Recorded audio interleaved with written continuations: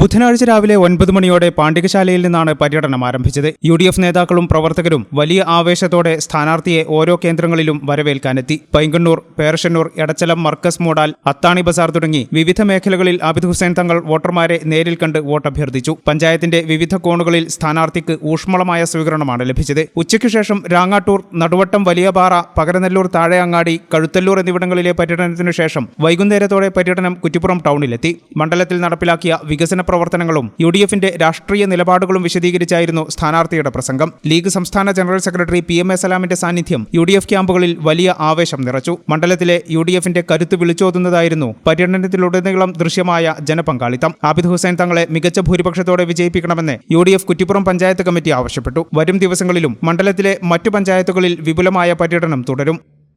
ഈ channel news, Kuttippuram.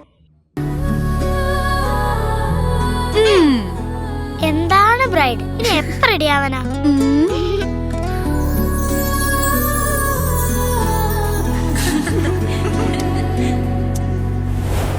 മരുപൂ പോലെ നിറമേകും MX, വെണ്ണിലാവായി എന്നുള്ളാകെ MX.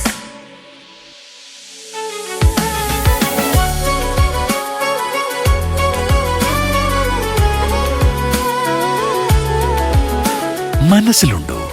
MX-ലുണ്ട്. MX വെഡിംഗ് സെന്റർ ഇനി വളാഞ്ചേരിയിലും. MX wedding centre Valanchery, Pattambi, Koottanad, Koppam, Kecheri.